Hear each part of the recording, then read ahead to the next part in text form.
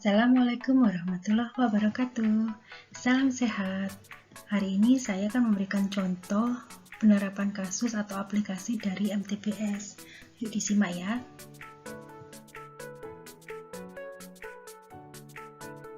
Seperti di penjelasan sebelumnya bahwa MTBS ini sebagai kunci strategi meningkatkan kesehatan anak, di mana terintegrasi atau kombinasi dari beberapa program seperti misalnya gizi, imunisasi, kemudian pencegahan berbagai penyakit dan promosi tumbuh kembang, sehingga sangat bermanfaat dan sangat penting dilakukan MTBS. Pada pelaksanaan MTBS meliputi beberapa tahapan. Yang pertama yaitu penilaian tanda dan gejala, kemudian klasifikasi dan tingkat kegawatan, selanjutnya tindakan dan pengobatan, kemudian pemberian konseling, dan yang terakhir adalah pelayanan tindak lanjut.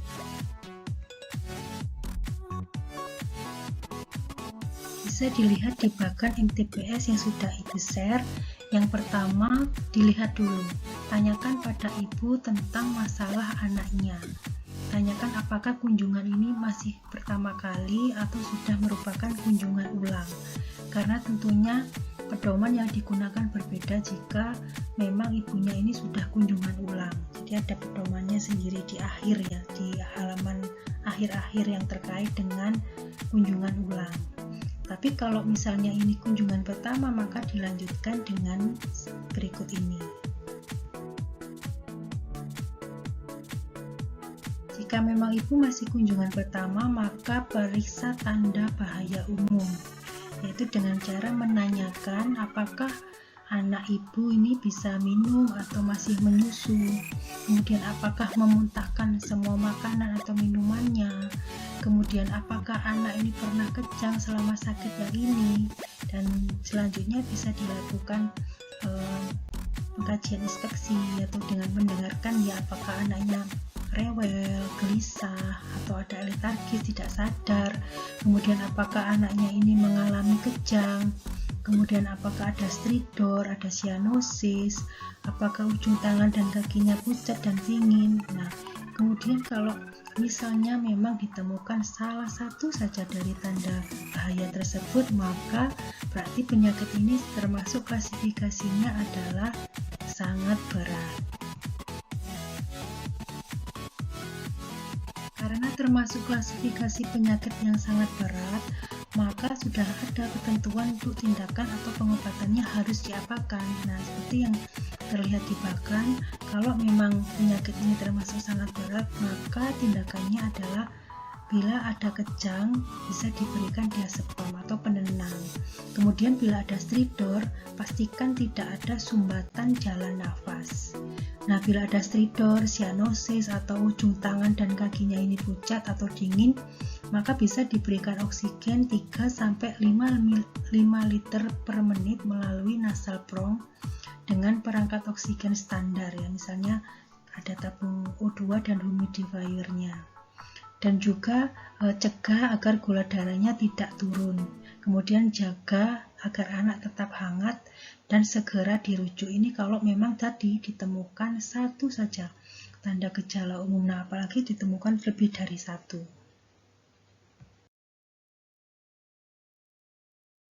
Pemeriksaan selanjutnya adalah tanyakan keluhan utama. Jadi keluhan utama dari si penderita datang tadi apa? Yang di sini tanyakan apakah anak ini menderita batuk atau sukar bernapas.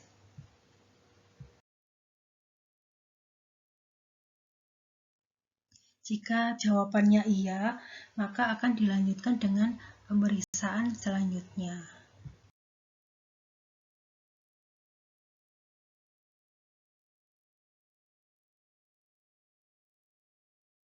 yaitu dengan melakukan inspeksi, kemudian didengarkan ya, diauskultasi, kemudian dihitung napasnya dalam 1 menit. Nah, ini di sini ada pedomannya. Kalau misalnya umur anaknya 2 bulan sampai kurang dari 12 bulan, itu napasnya cepat bila ditemukan 50 kali atau lebih per menitnya.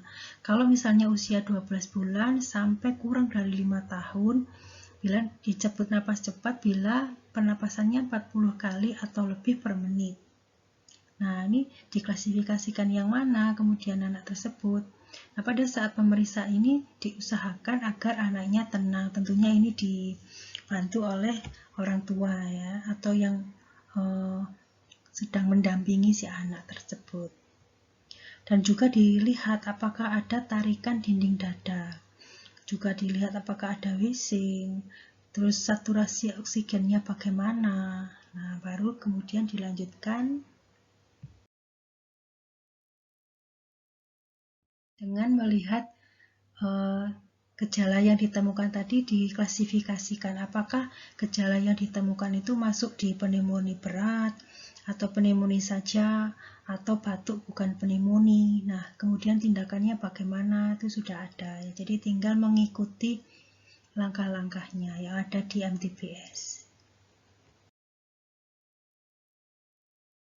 Di bagian selanjutnya, setelah tadi ditanyakan keluhan utama, selanjutnya adalah diare. Ditanyakan apakah ada diare atau tidak.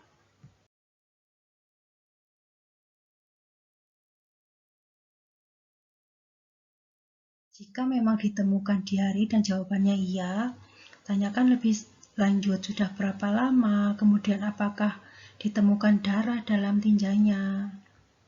Dan selanjutnya, lakukan untuk inspeksi dan palpasi ya, misalnya untuk melihat keadaan umum anaknya bagaimana, apakah letargis atau tidak sadar, ataukah gelisah atau rewel, mudah marah. Kemudian lihat apakah matanya cekung ya, kalau orang Jawa bilangnya matanya cowong gitu ya. Kemudian apakah pada saat diberi minum ini anaknya bisa minum atau malas minum atau bahkan tidak bisa minum. Dan apakah anaknya nampak haus atau tidak. Kemudian lihat turgor kulitnya ya, dengan cara mencubit kulit di daerah perut atau di paha ya. Dan dilihat kembalinya apakah sangat lambat, lebih dari 2 detik, ataukah lambat ya, masih terlihat seperti ada lipatan kulit atau normal.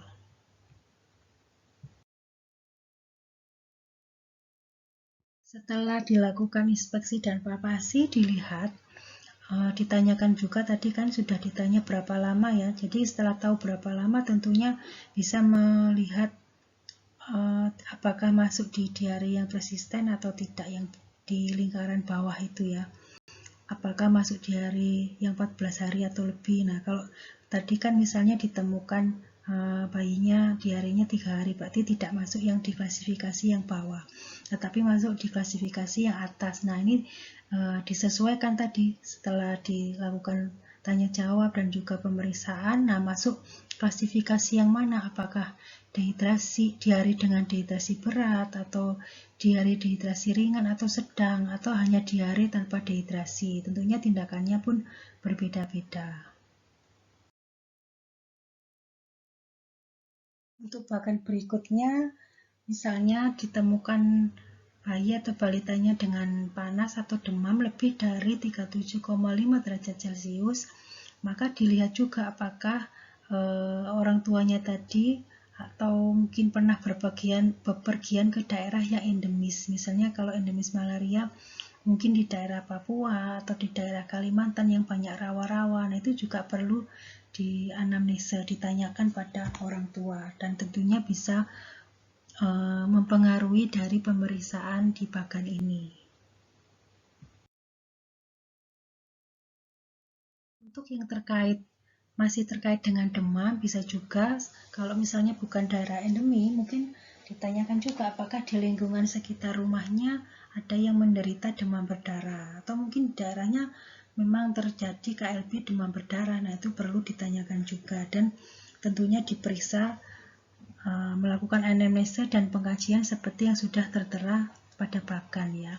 Setelah itu bisa dimasukkan ke klasifikasi yang mana, apakah demam dengan DBD, atau mungkin DBD, atau demam mungkin bukan DBD. Nah, itu sudah ada klasifikasinya dan kemudian tindakan untuk pengobatannya bagaimana juga sudah tertera.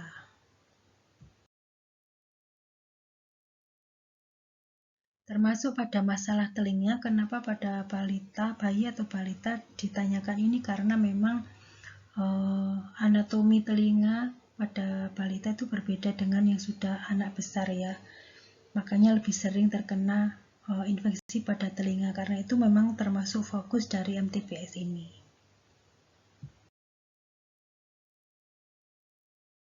Untuk status gizi tentunya juga ditanyakan, bisa dilihat perbandingan mungkin berat badannya dengan usianya atau tinggi badannya, atau mungkin si pasien membawa KMS-nya atau kartu KIA-nya, sehingga bisa dilihat apakah termasuk gizi baik, gizi buruk, atau gizi kurang. Nah, baru kemudian dilakukan tindakan selanjutnya.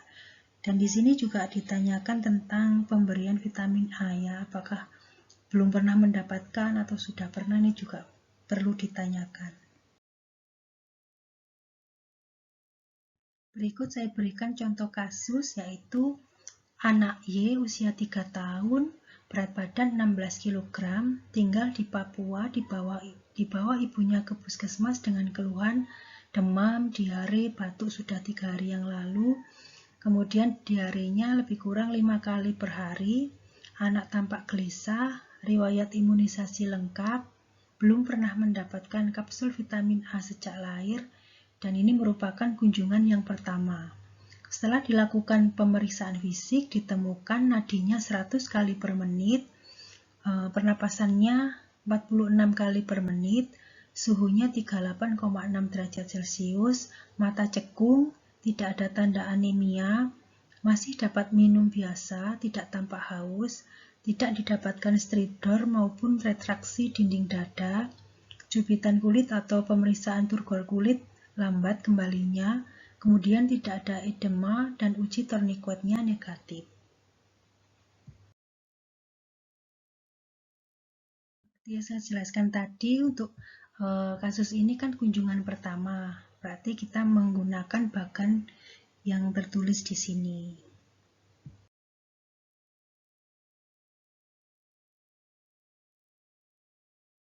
Kemudian dari hasil anamnesa dan pemeriksaan fisik tidak ada tanda bahaya umum, jadi bukan termasuk penyakit yang sangat berat. Selanjutnya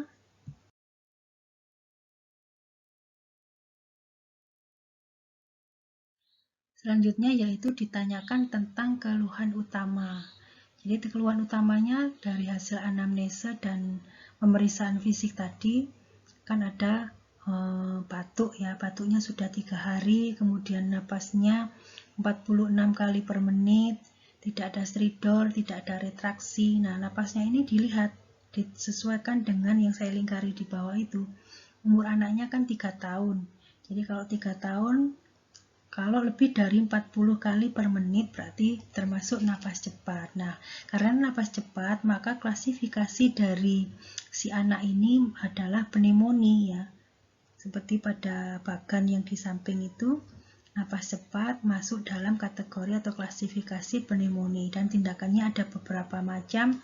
Misalnya dengan memberikan amoksilin 2 kali per hari selama 3 hari, kemudian memberi pelega tenggorokan atau pereda batuk yang aman, biasanya diajari untuk yang alamiah, misalnya dengan pemberian kecap atau madu dikasih jeruk nipis ya.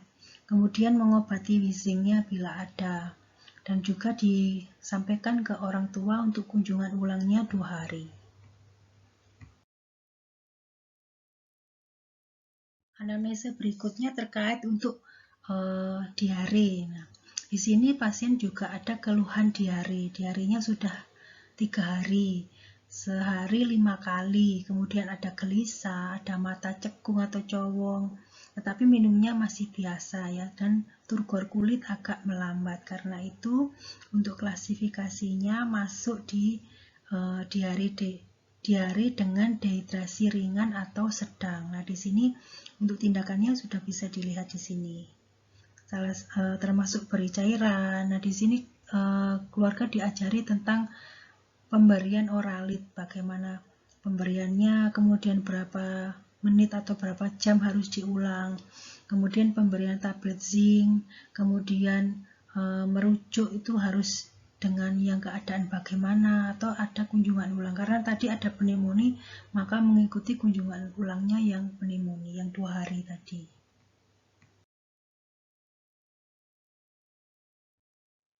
Selanjutnya dikaitkan dengan apakah anak demam atau tidak. Tadi di pasien ditemukan ya, suhunya 38,6 derajat Celcius, sudah 3 hari, kemudian tinggalnya di Papua. Nah, karena Papua ini termasuk endemi malaria, karena itu bisa menggunakan bagan ini. Nah, dari hasil anamnese dan juga pemeriksaan fisik, kemudian diklasifikasikan, maka masuk di klasifikasi malaria. Nah, di sini ada tindakan atau pengobatannya, termasuk untuk pemeriksaan mikroskopis positif atau RDT-nya positif atau tidak.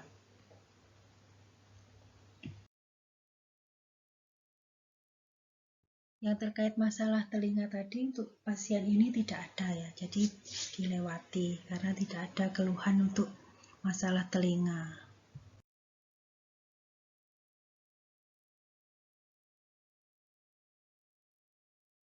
Untuk status gizinya, usianya 3 tahun, berat badannya 16 kg. Dan ibu mengatakan belum pernah mendapatkan vitamin A. Karena usia 3 tahun BB16 termasuk gizi baik ya, jadi tidak ada keluhan kalau terkait masalah gizinya, tetapi anak belum pernah mendapatkan vitamin A. Nah, termasuk ini nanti pada saat pulang dia juga mendapatkan vitamin A. Selanjutnya dari berbagai macam keluhan yang dirasakan oleh pasien, maka dikategorikan bahwa pasien ini termasuk di pneumonia, kemudian ada diare dengan dehidrasi ringan atau sedang, kemudian ada malaria, dan status gizinya perlu pemberian kapsul vitamin A. Nah, makanya untuk tindakannya bisa tadi untuk pemberian cairan bisa memberikan oralit, nanti diajari pada saat konseling untuk orang tuanya, termasuk bagaimana pemberian tablet zincnya, berapa lama, dan pemberian makanan pada anaknya juga harus diperhatikan karena tadi usianya 3 tahun, termasuk di situ diajari konseling tentang pemberian makan pada anak balita. Kemudian untuk antibiotiknya mendapatkan amoksisilin untuk mengatasi pneumonia tadi, dan juga untuk mengatasi batuknya diberikan obat pelega tenggorokan, kemudian melakukan kunjungan ulang 2 hari lagi. Nah, untuk malarianya tadi ada dianjurkan untuk pemeriksaan lab ya, terkait RDT-nya dan juga pemberian obat anti malarianya, dan jika ada panas diberikan obat penurun panas. Termasuk tadi untuk masalah gizinya ada pemberian kapsul vitamin A.